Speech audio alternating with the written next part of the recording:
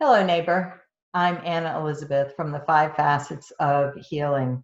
We're here to help you turn struggle into success and heartache into healing, no matter the adversity that you're facing.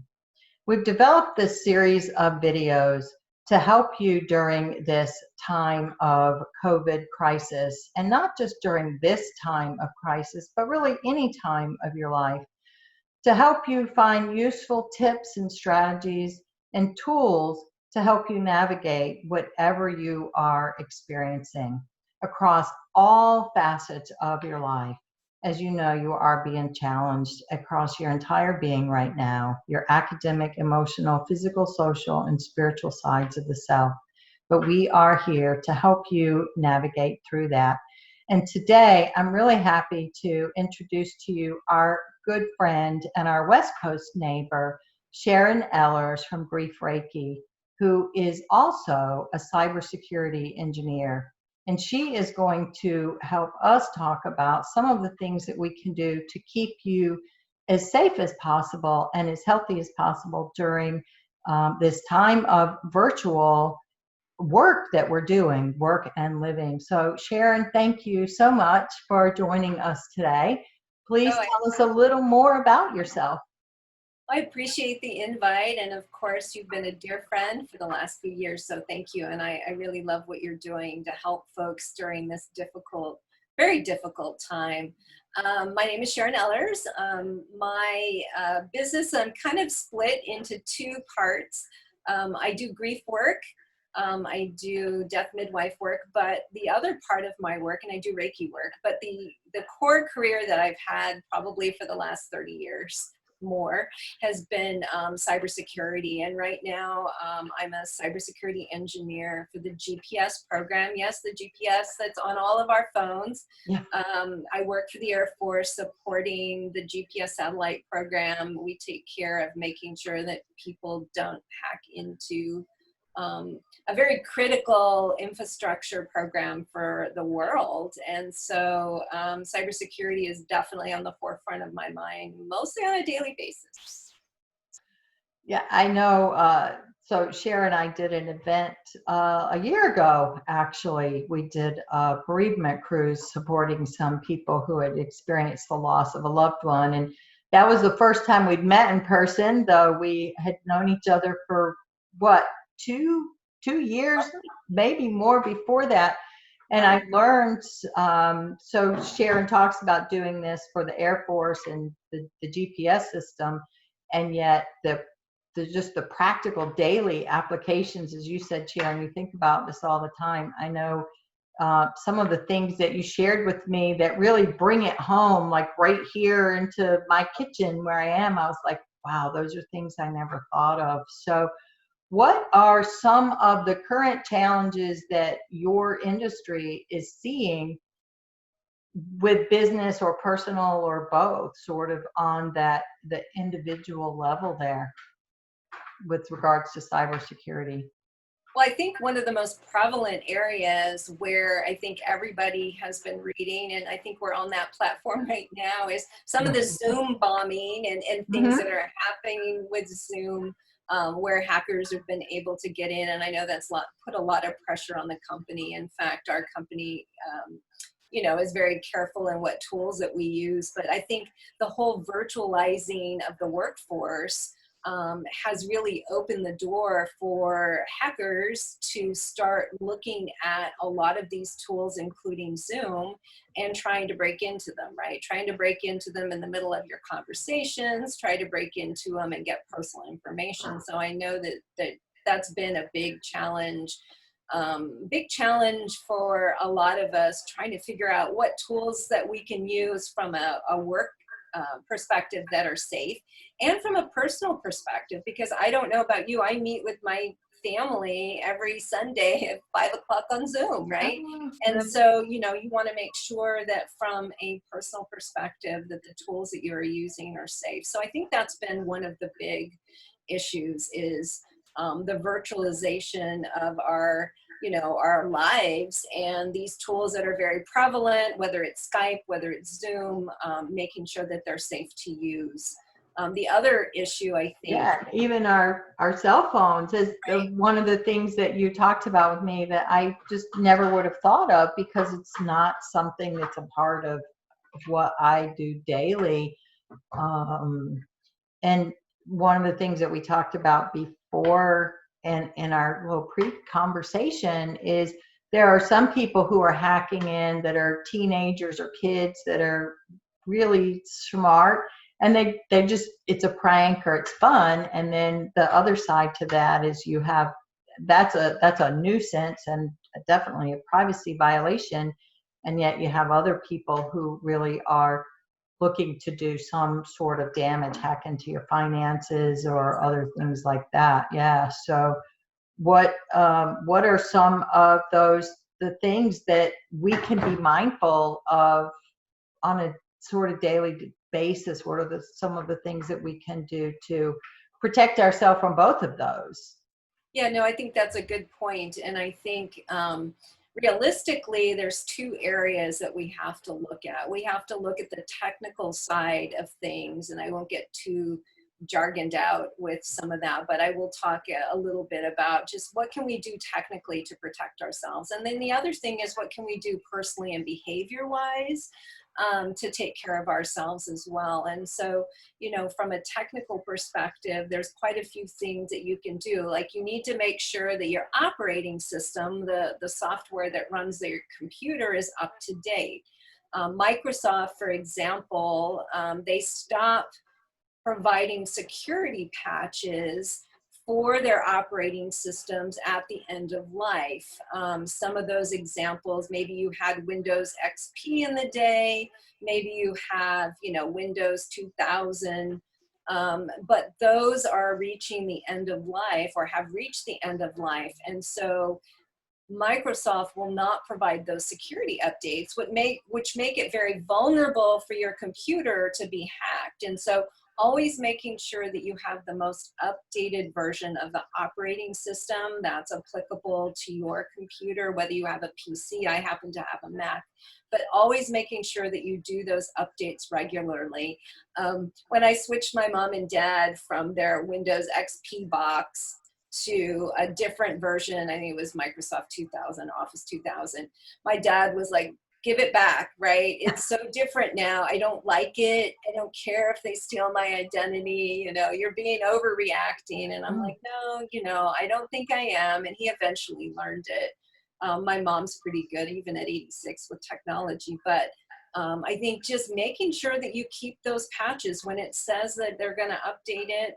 If you know that your operating system is reaching the end of life. I just upgraded my mom's. I just actually bought her a new CPU for her computer, her PC, that had the latest version of, you know, of Microsoft on there. So she wasn't in a position where she was going to be in a difficult place. So keeping your operating system up to date is probably one of the most important things that you can do.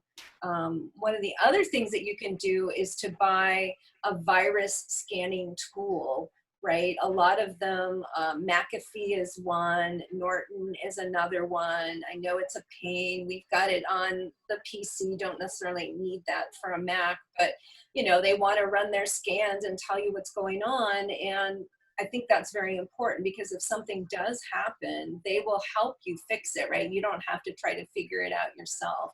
And Right. running scanning tools constantly is very important. And so that would be, you know, something else, is making sure that you have, you know, trusted antivirus tools installed and running on your computer. Another thing is making sure that you've got your Wi-Fi configured according to best practices. A lot of times people get, you know, we were just talking about your router or your Wi-Fi, and your Wi-Fi password is something that your cable company gave you. Yeah, eye opener for me, listeners, viewers joining us, pay attention to this, because it was something I Right. hadn't thought about. Yeah. it may seem like, I know the one that we have on ours, it's like 22 characters or whatever, but you remember that, the company, the provider gave that to you. So somewhere they have a list of your Wi-Fi router and the password that's associated with it. In their records. And so one of the things that you want to do, and again, it depends on the type of router and all of that, but go in and try to change that default setting, try to change that default password to something that I don't know if you see this. I see that in my neighborhood. Like when I connect to my Wi-Fi, it brings up like everybody's Wi-Fi in my neighborhood, and you can see all the crazy names, and you can see all the different things. I've often wanted to click just to see if I could get in, and I probably would be able to, because a lot of times people don't even lock it down so that it's just for them. It's like everybody can see it, everybody can get into it. Yeah, well, and quite often I know it has like the little lock symbol. So if you click it, it'll show if it's Right. secure. If it's an unlocked little lock symbol, it means it's public access. And if it has that lock, it'll say secure. Where I live, I'm looking at the one I have, the ones around me right now, and I can tell you there's probably 5 people who have AT&T routers, a bunch of people with DirecTV. A couple of those are even very specific. They're HP, Hewlett Packard.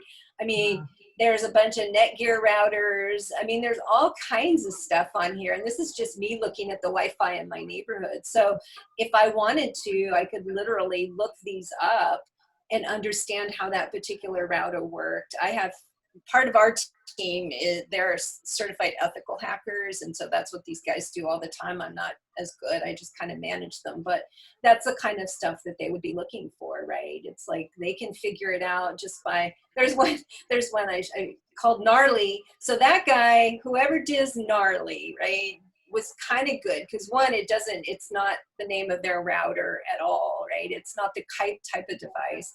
It's got a kind of a vague name, which is Gnarly. So, that kind of is interesting to me. They don't get very good reception, I can tell as well. But you know what I'm saying? It's like understanding, that your Wi-Fi is always on. always on. Sometimes that's why I turn my computer off as well at night.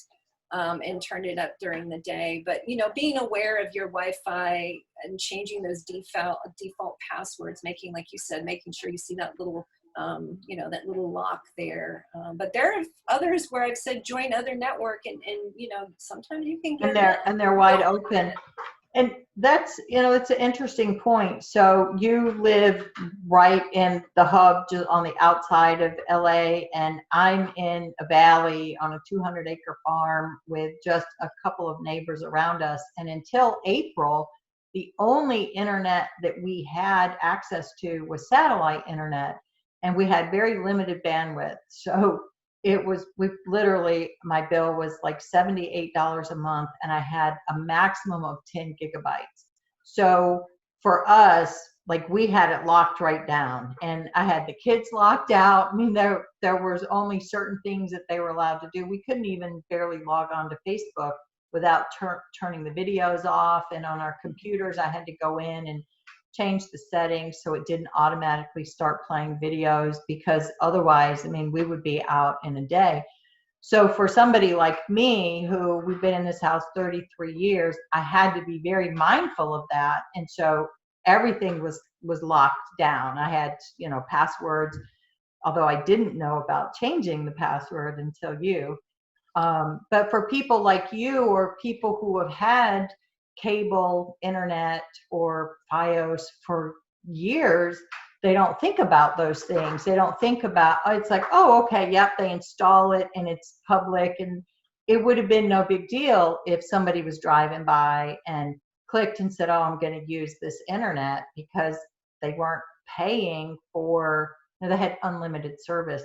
So that's the difference in where people are. And so for people watching, just to recognize that if they can use your bandwidth, then they can also possibly, it's easier for them to hack into your system. Am I understanding that correctly?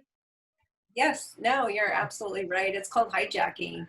And so, you know, people drive by all the time and try to hijack. If they can hijack your router or hijack your Wi-Fi, you know, theoretically they can get into your system and look at your personal information. Or we were talking before, you know, turn on your camera. I have mentioned that I keep my camera on my computer and I'll cover it covered with a piece of paper, right? I mean, again, I'm a paranoid security person, but I also have a team that goes in and does this for a living, right? So having, you know, having something over your camera, if someone can get into your Wi-Fi, maybe they can turn on your camera. If you leave your computer on all the time, you know, and it's not covered, I'm sure you've seen some of those horror stories on the news where, you know, family freaks out because hacker got in, was able to observe child, you know, in Right. crib, in bedroom, you know, they did that through Ring or they did that through internal. So a computer, it doesn't have to be a desktop. It can be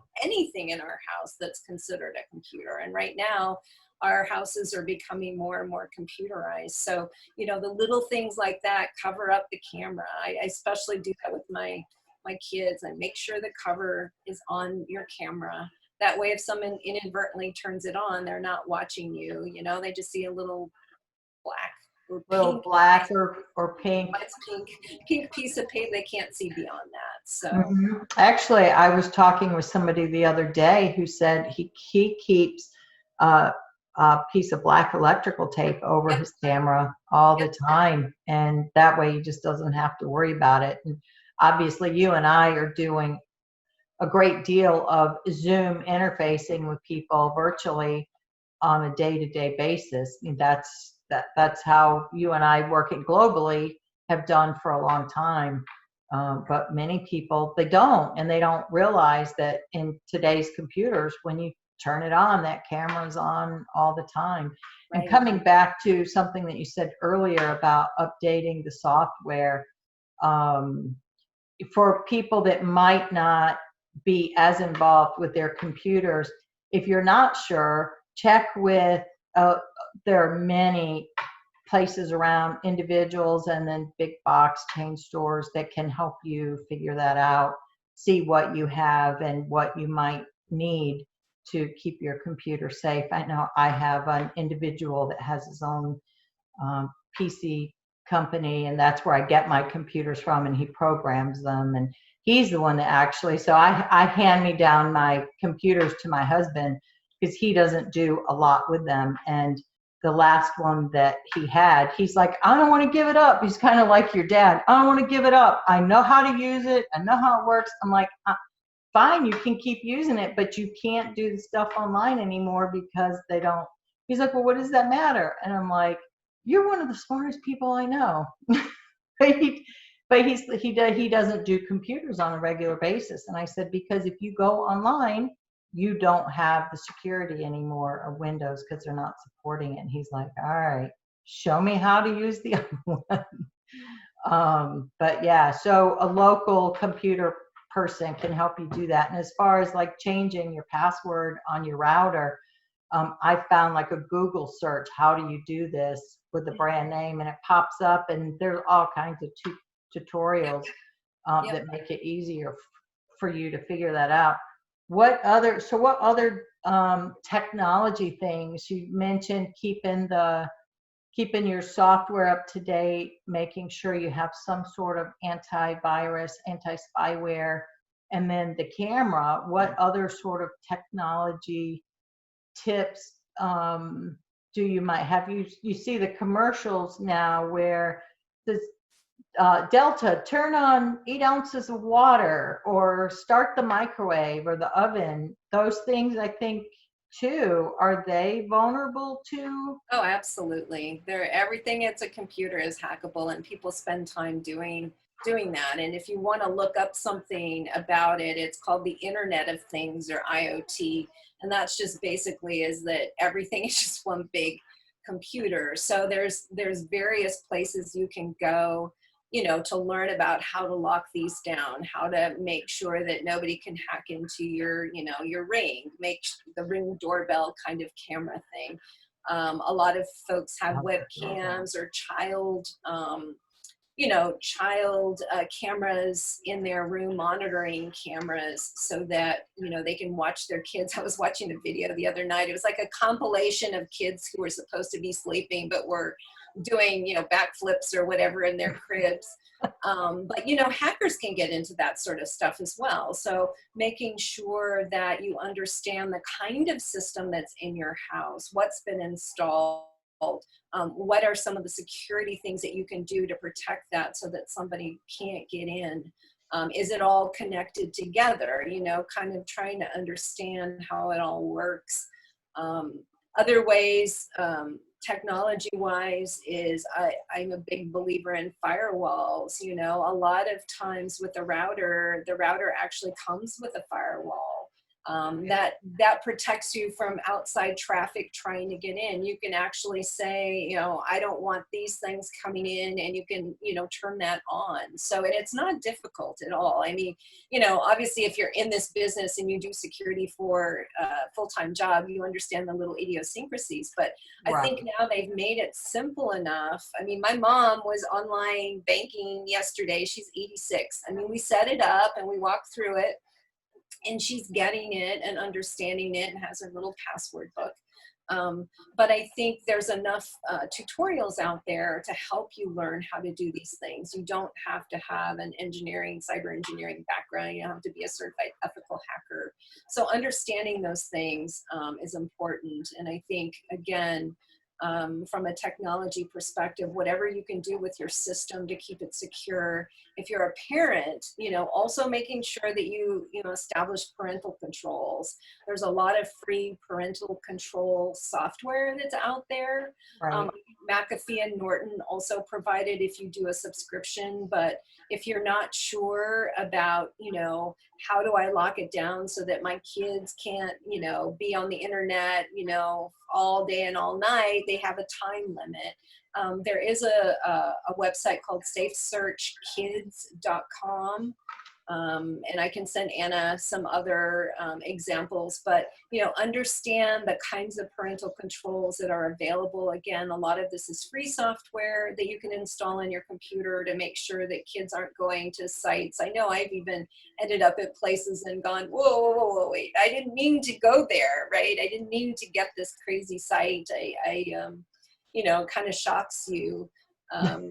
But maybe I need parental controls. I think nowadays so many sites pretend to be what they aren't, and so you end up there inadvertently. But for kids, it's especially important. And so getting some of the free parental control software, I think, would be my last recommendation on the technology side of what you can do from a computer perspective. And that's definitely becoming more and more prevalent as our world as itself becomes more and more technology driven. I know when my kids were growing up and the parental controls with their phone and Facebook, those were the major things that we had to really worry about. But now there's so much more, and people are really getting on board. Companies are getting on board in doing that. So we'll include a couple of those site links in the comments below that will help. And I've never heard of the Internet of Things, so that ought to be a great resource too. So you had mentioned the technology side of that, and then also the behaviors. So what are some of the behaviors that people are doing that are putting them at risk, and what are some behaviors that they can do to help keep them protected? I think the big one that we see most of the time, and this is where a lot of the malicious exploits come in, from those nefarious characters that are trying to either get personal information or sell your data on the dark web, as they say, is to think before you click, right? Think before you click. We're very used to clicking on things without thinking. And a lot of times we get emails that seem to be from legitimate people, but may have some sort of link in there that perhaps, we feel may not be correct, or we're not sure. I see that a lot of times. And so, really thinking about, what you're doing, If you're in a website and all of a sudden, there's a pop-up box and they say, oh, please put in your social security number. Maybe you're not in the correct website, and ways to, to figure that out is to take your cursor and kind of hover over it. Hover over the URL, right, that goes in your browser, hover over it. And sometimes you'll notice that you thought you were at, I don't know, I'll just say safeway.com, but when you hover over it, the actual name of the URL is not safeway.com. It's something else. And so, kind of really thinking about things that don't seem right. Like, why would, my sister send me an email that just has a click on this link button? It's like, she wouldn't do that. She doesn't typically send me those sorts of emails. And so kind of taking a step back and really looking at it before you do it. That happens not only in emails, but I don't know about you, all the Facebook messages, oh, I've been hacked, oh this, oh that, and people have already forwarded the picture or forwarded the message, and then it just proliferates amongst. Yeah, it just compounds. It's so frustrating to me when those kinds of things come up, because there are places where you can go that will tell you, and I use Snopes.com, Snopes, Snopes.com a lot, because it'll tell you if there's something going around the internet that's not real, right? And so if I see something that comes into my inbox, or if I see something that doesn't feel right, and I'm not sure, and I'm not, technically able to figure it out, I will go to one of those reputable sites like Snopes and say, is there something going on that has to do with send money to Nigeria, right? And they'll be like, oh yeah, there's this whole email chain that send money to Nigeria. And then you're kind of like, all right, well, I know I'm not the only one. And so, the best thing to do is just to delete. And those, yeah, they resurface frequently. And I know they hack into Facebook a few years ago. I know they've been working hard to try and really lock down their security. But I would get notices from friends. Somebody would hack into their Facebook and then send me a message that was, I was traveling and I got stuck and I really need help. And some of them sound legitimate, and then some of them you can tell by the language that's used and the typos and the misspelling that it's really not, it's somebody that isn't who they are.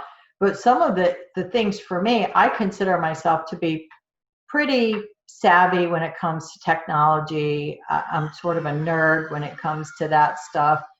And yet I have fallen prey to that. And some of the things that I get, like I frequently will get things from Amazon. So obviously we are interviewing from our homes, and life goes on. Have other people around. So, is that your son? That's my son, and he has a brand new puppy. No, I love it. It's a brand new puppy. Yeah, who she loves my dog's food more than her own. So the minute that she comes into the house, she makes a beeline for the dog bowl that's not hers. So yeah, we're just being real here, and that's life, right? We're doing what we need to do. But coming back, so often I know, like, I'll get messages from Amazon that says, oh, your order. And I'm like, yeah, I didn't place an order. So I know that's a spam or phishing email. But there are times when I do get things and I'm like, wow, is this legitimate? You get stuff from the post office, from UPS, from FedEx, from Amazon. You probably can name some others where they're phishing emails, and they have the logo. Banks is another one, and I get things that have like my bank on it, and it has their logo, and it looks official. It has the address, and I go through and click to see where it goes sometimes, and if it is nefarious, I try to forward that to the fraud department.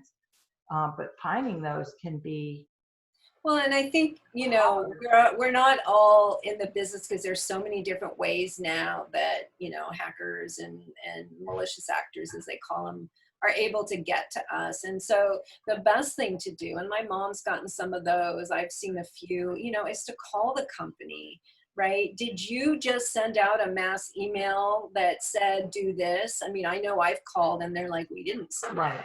And then not to click, to delete, or like you said, they may say, can you forward it to our fraud department so that we can investigate it, right? So I think if you're not sure and you don't know what to do, it's always best to call the sender before you do anything and say, did you send this to me? Is there something going on? And I know I've had that happen a couple times where you do call and they're like, oh yeah, there's a somebody hacked into whatever, or somebody's representing us, and so please do not do anything with that email.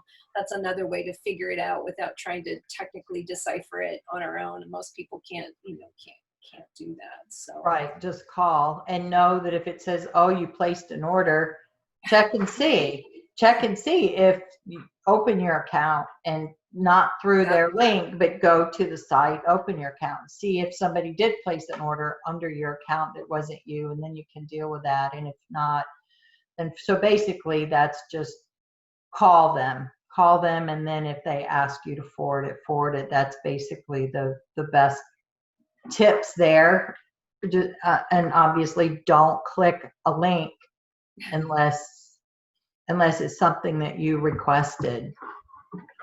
yeah, and I think right now, especially when we're going through something that's so, traumatic and changes how we live in so many ways, people take advantage of that, right? I mean, look at the areas where they've had natural disasters, and we found later on that there were all kinds of organizations collecting money, and the money never got to where it needed to go. So, this is a time where people come out of their hibernation and don't have any regard sometimes for what the world is experiencing. And so being extra vigilant, as we say in the Air Force, making sure you're extra vigilant and that you're thinking before you clicking is, I think, some of the things that are super important, just because, of what we're going through right now. It just brings out the bad guys. I hate to say it any other way. It just brings back. Yeah.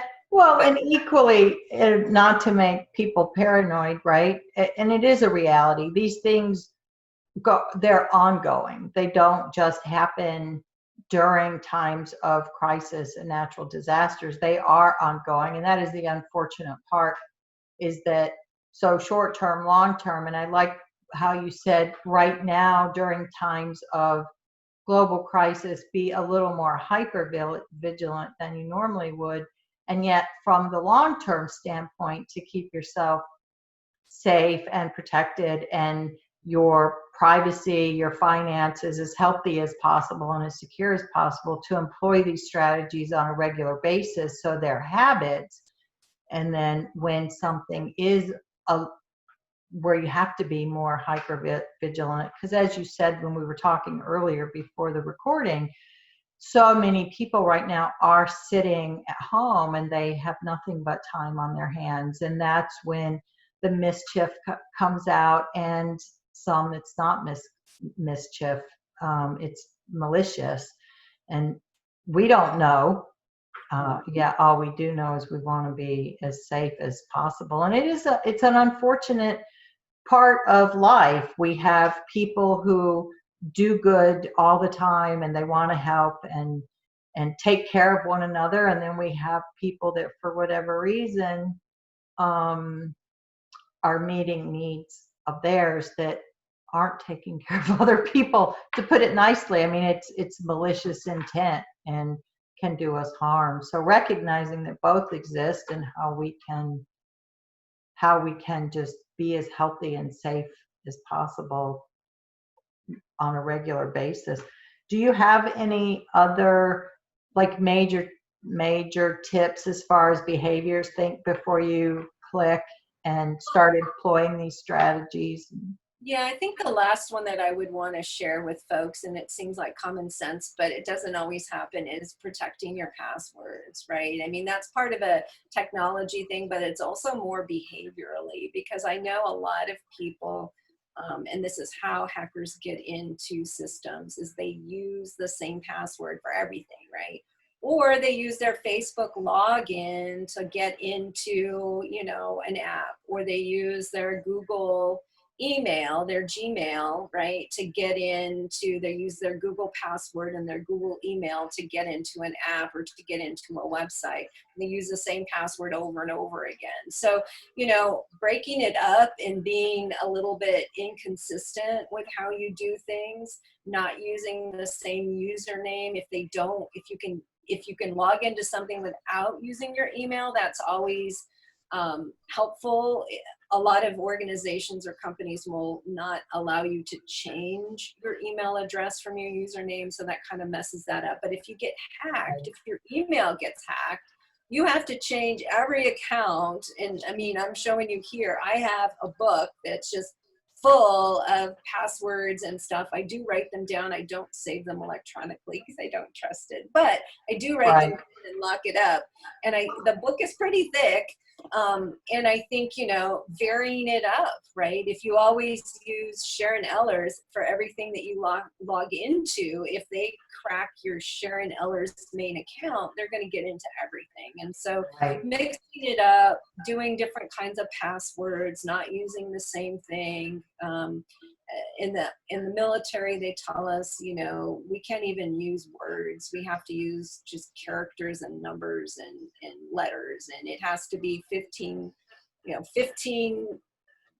characters long. I mean, that's hard to keep thinking of stuff every time when that stuff has to change. But getting creative. I mean, you can do a password that is the first letter, or I'll use an example. I want to go to Europe. You can do IW and then a 2 and then a G, and then, you can kind of mix it up, use. Right. So those cues to kind of help you remember those phrases then that will help you break it down and easier to remember. I have a book similar to yours. I don't think it's quite as big, but I also encode mine. And I know you said you keep yours locked up with all the travel that I do. And unfortunately, when I am traveling, my husband and I run 5 small businesses. So I am conducting all kinds of business in different ways when I travel, and I take that with me, and recognizing that if I lost it, all my security. So I encode mine so that I know what it is, but anybody else looking at it, they wouldn't have a clue. You should work for NSA. Yeah, maybe. I actually started out as a computer programmer There you go. in college, and so I Fortran and COBOL for anybody that is from those days.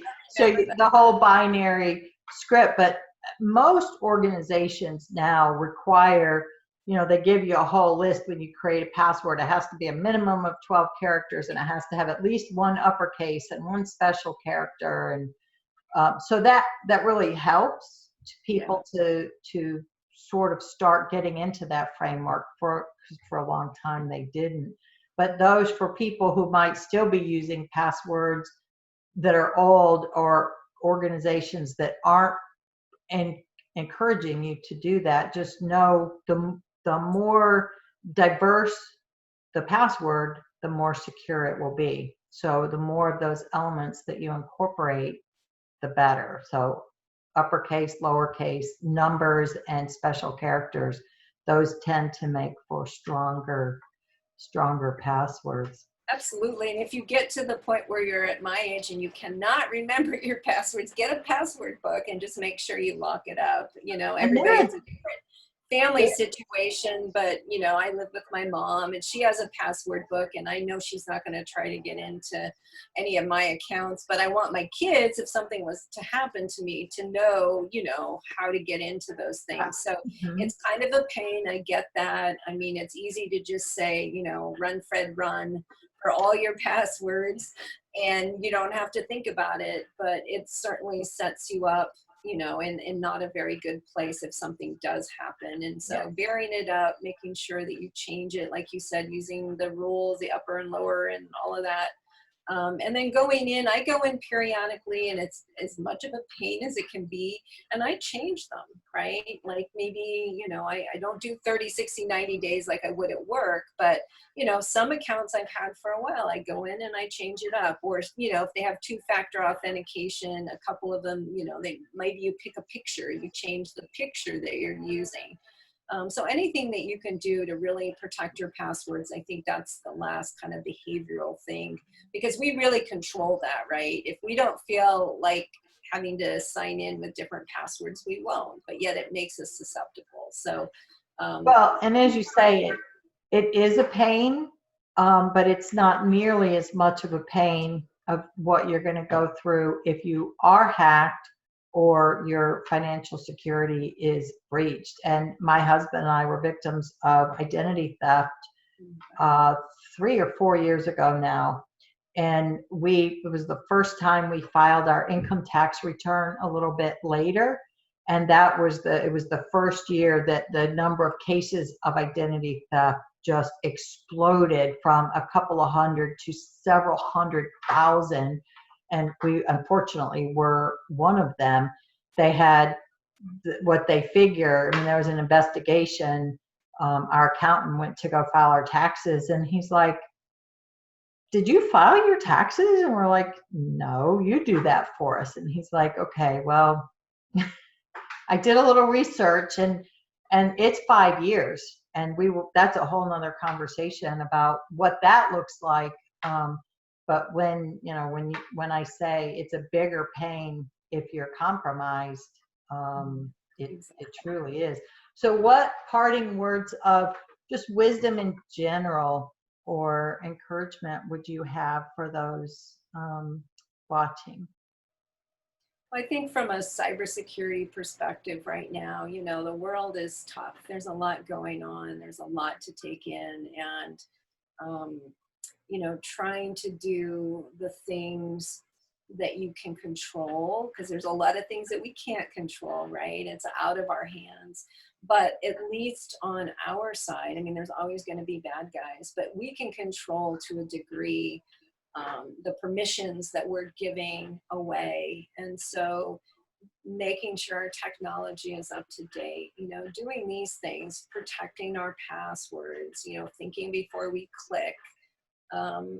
It's not huge taxing kinds of things. It's enough to keep us safe. And in a world where we don't feel very safe right now, it may be just that thing that we need to help us kind of, you know, put that protective wall around our family and around our children. And so, you know, anything that we can do to contribute to that. You don't have to live like I do, a paranoid security person. I've done that all my life. You know, and I won't go into the stories, but I think just that these are things that we control. And if we can take ownership of them and do what we can, I think that just takes one less thing for us to be fearful and worried about. And I think that's very important. Mhm. And one of the things that we talk about at the Five Facets, how healing is a process, how pretty much anything that we do is a process, and developing these habits to help minimize our anxiety or minimize our risk of a potential problem or threat is a process. So I guess in closing, I would like to say, neighbors, is incorporate this process, start figuring out a routine that will be helpful for you, a process for updating your passwords and updating your technology software. And once those behaviors become more routine for you, then it will be pretty much effortless. It will be a part of your day and a part of the process that you have for your overall wellness. So there you have that today's tip on healing in not just COVID, but in crisis. And Sharon, it's always a pleasure. I appreciate everything that you do, and we're just thrilled to have you here today.